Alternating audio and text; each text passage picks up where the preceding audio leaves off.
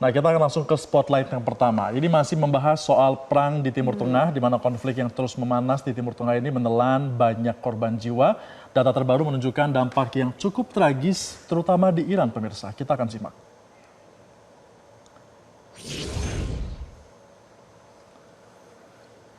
Di Iran, lebih dari 12.000 orang terluka dan 1.255 tewas akibat serangan Zionis Israel, dengan korban berusia antara 8 bulan hingga 88 tahun. Di antara mereka ada 200 perempuan dan juga ada 168 anak-anak tewas di sekolah dasar Minab. Sementara itu di Israel, serangan balasan dari Iran telah menewaskan 13 warga dan melukai 1.929 lainnya sejak pekan yang lalu. Dalam 24 jam terakhir, tercatat 157 orang cedera dan 112 masih dirawat di rumah sakit. 9 diantaranya dalam kondisi yang serius. Menteri Kesehatan Israel mengimbau warga untuk segera menuju tempat perlindungan dengan hati-hati karena beberapa orang Tomahawk itu pun menewaskan sekitar 165 orang. Well, I haven't seen it, and I will say that the Tomahawk, which is one of the most powerful weapons around, is used by, is sold and used by other countries, you know that. And whether it's Iran, who also has some Tomahawks, I wish they had more, but whether it's Iran or somebody else, the fact that a Tomahawk is very generic, it's sold to other countries, but that's being investigated right now. Sementara itu pemirsa, konflik antara Israel dan Hizbullah di Lebanon memasuki pekan kedua dengan hampir 500 orang dilaporkan tewas. Kementerian Kesehatan Lebanon menyebut serangan udara Israel baru-baru ini menargetkan cabang-cabang Al-Qard Al-Hasan, lembaga keuangan milik Hizbullah yang menyediakan pinjaman mikro. Organisasi ini juga berada di bawah sanksi Amerika Serikat dan digunakan kelompok itu untuk transaksi finansial. Lebih dari 1,5 juta orang terpaksa mengungsi. Pemerintah berjuang menyediakan tempat penampungan dan bantuan, serta mencoba meredakan ketegangan.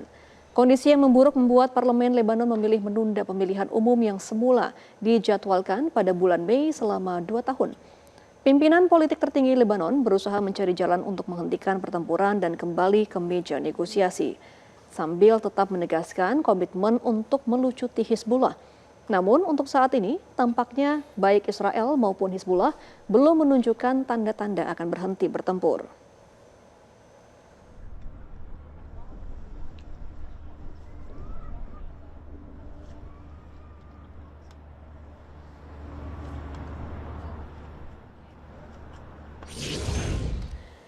Ya, meskipun belum ada tanda-tanda untuk berhenti, kita masih akan menunggu juga ya Febrian dari Amerika Serikat seperti apa keputusan dari Kongres, meskipun Partai Republik ini mendukung ya penyerangan Amerika Serikat kepada Iran. Apalagi Iran juga baru saja memiliki pemimpin yang baru, semoga nanti kebijakan-kebijakan ini bisa tidak berdampak dengan bertambahnya korban dalam eskalasi militer di Timur Tengah ya. Nah, kita juga akan beralih ke spotlight yang kedua pemirsa. Pada siang ini soal kejadian di Bekasi, ada 7 korban meninggal telah ditemukan dalam operasi SAR gabungan pasca tragedi longsornya TPST Bantar Gebang. Salah satu korban ini selamat bernama Dahar mengatakan bahwa ia hingga kini masih mengalami trauma karena hampir tertimbun longsoran sampah. Kita akan simak liputan dari jurnalis Metro TV, Arbida Dono Simito dan juru kamera Dirham Syah Maulana untuk Anda. Ya pemirsa, longsornya TPST Bantar Gebang pada Minggu 8 Maret 2026 mengakibatkan 7 orang meninggal dunia. Saat ini tim SAR gabungan telah berhasil mengevakuasi ke-7 korban meninggal dunia tersebut dan telah dibawa ke rumah sakit Polri Kramat Jati untuk diidentifikasi. Sedangkan pemirsa 6 orang lainnya berhasil selamat. Dan kami saat ini sedang bersama dengan salah satu korban selamat yakni Pak Darjan dan akan menanyakan bagaimana kondisi saat itu terjadi. Bapak selamat siang, apa kabar? Alhamdulillah baik sekarang. Bagaimana kondisi saat ini Pak? Ya masih serak-serak sedikit lah gara-gara kemarin teriak-teriak gitu ya. Bapak, ini kan kejadiannya hari Minggu. Tanggal 8. Kalau boleh saya tahu saat itu Bapak sedang di lokasi sedang apa? Sedang habis nyortil barang Pak. Habis milih-milih barang, milah-milih gitu untuk dikarungin. Ya. Terus tiba-tiba habis itu selesai itu saya buang sampah yang nggak kepake.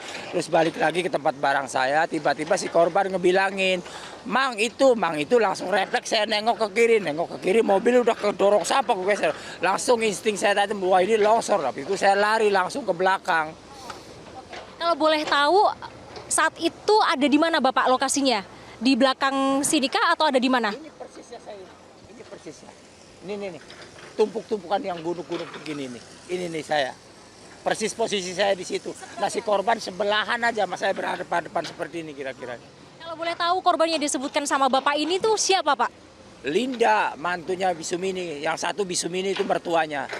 Yang di warung yang saya kenal ya. Dua-duanya menjadi korban. Iya menjadi korban.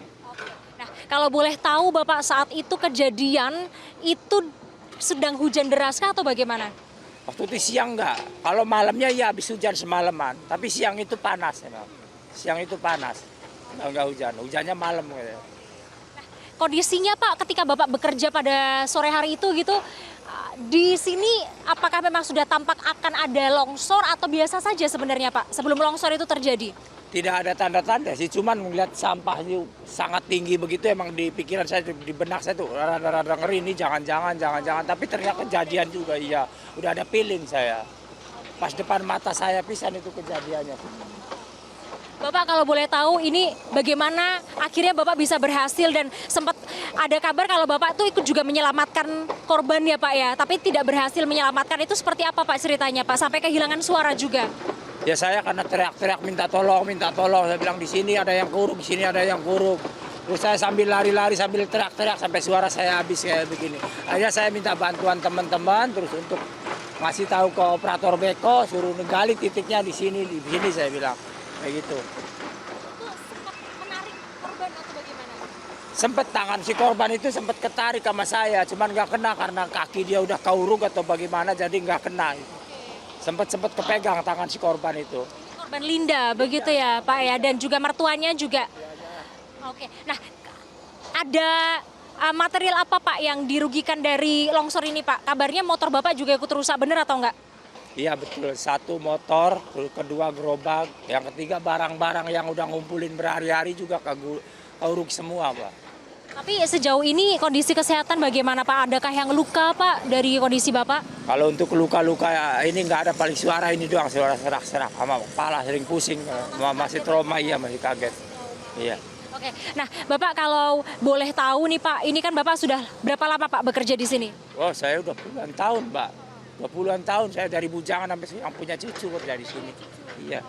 Kalau boleh tahu Pak, dari TPST Bantar Gebang nih yang sudah berpuluh-puluh tahun, Bapak ada masukan nggak Pak ke pemerintah, harusnya seperti apa sih ini tentang sampah ini? Nanti saya bisa bekerja aja di sini, bisa dapetin rezeki dari sini buat kembali keluarga gitu aja. Jangan ada longsor lagi. Iya, harapan saya sih biar nggak, gimana ke depannya biar lebih baik lah, jangan sampai ada bencana-bencana kayak gini lagi. Itu aja Pak. Oke. Pak Darja, ya Pak terima kasih ya Pak untuk waktunya, semoga segera pulih kembali dan semoga untuk korban selamat lainnya juga segera sehat kembali. Siap. Ya itu pemirsa perbincangan saya dengan Pak Darjan, salah satu korban selamat dari tragedi longsornya TPST Bantar Gebang pada 8 Maret lalu. Tentunya ini menjadi PR atau perlunya evaluasi dari pemerintah pusat maupun juga pemerintah daerah DKI Jakarta maupun juga dari Provinsi Jawa Barat untuk mengevaluasi terkait dengan over capacity dari TPST Bantar Gebang yang sudah 37 tahun beroperasi dan juga sudah menampung 80 juta ton. Ini juga mendapatkan atensi sorotan dari Menteri Lingkungan Hidup Hanif Faisal begitu yang mengatakan bahwa pihaknya nanti akan mengevaluasi dan juga akan menindak tegas pelaku-pelaku yang memang diduga melanggar terkait dengan longsornya TPST Bantar Gebang. Dan juga dari Gubernur DKI Jakarta Pramono Anung juga menyebutkan bahwa penyebab dari longsornya TPST Bantar Gebang ini adalah karena overcapacity dan juga hujan deras yang terjadi pada malam di hari Sabtu menuju ke hari Minggu di saat longsornya TPST Bantar Gebang. Mungkin demikian yang dapat kami sampaikan dari Jakarta. Arwida Donosmito, Dirham Syah Maulana, Metro TV. Ini merupakan kejadian berkali-kali Gemaya. Tahun 2006 juga pernah longsor dan juga mengakibatkan 2 orang meninggal dunia, dan tahun 2022 juga pernah longsor lagi. Tapi kalau misalnya kita lihat tadi reporter kita Arbida itu sangat strong sekali ya.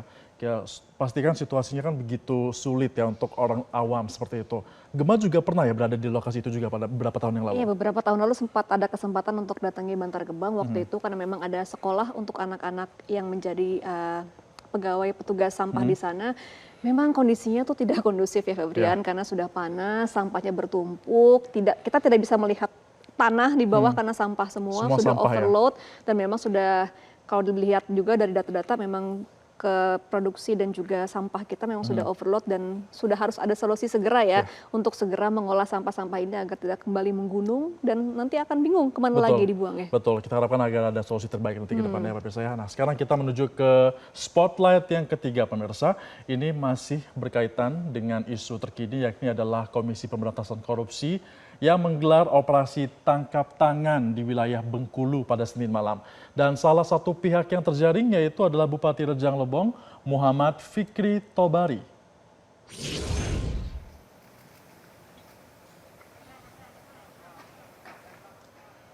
Dalam OTT KPK kali ini pemirsa, KPK menangkap 13 orang di wilayah Bengkulu sejak Senin malam. Dari total itu hanya 9 orang termasuk Fikri Tobari yang dibawa ke Gedung Merah Putih KPK Jakarta untuk diperiksa lebih lanjut. Dalam operasi tangkap tangan, pemeriksaan di Jakarta merupakan tahapan kedua dalam proses konfirmasi temuan tim KPK di lapangan. Sebelum dibawa ke Jakarta, mereka semua sudah diperiksa di Bengkulu untuk mengonfirmasi temuan. Pemeriksaan di Gedung Merah Putih KPK akan dilanjutkan dengan ekspos perkara yang dilakukan oleh Kedeputian Penindakan dan juga Eksekusi KPK bersama dengan para komisioner. Dan nantinya pemirsa status tersangka akan ditentukan dalam rapat tersebut.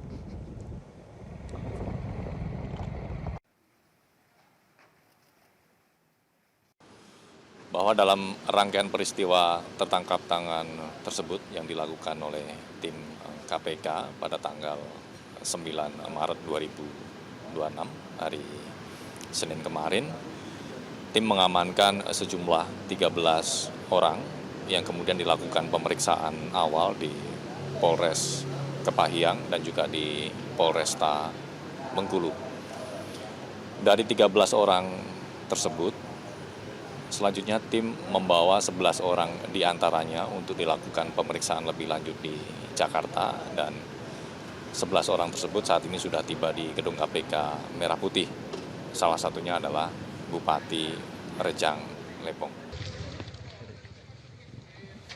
Dalam penangkapan ini pemirsa, Fikri Tobari sudah diperiksa di Mapolresta Bengkulu pada Senin malam sampai dengan Selasa dini hari. Dalam penangkapan ini, sejumlah rumah yang diduga menjadi tempat transaksi rasuah telah disegel oleh KPK. Setidaknya, ruang kerja sejumlah pejabat di pemerintahan Kabupaten Rejang Lebong sudah diberikan tanda segel oleh tim penangkapan KPK untuk memastikan tidak ada barang yang dipindahkan.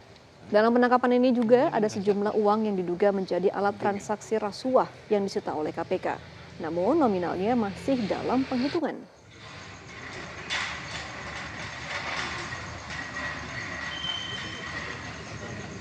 Ridho di Jakarta.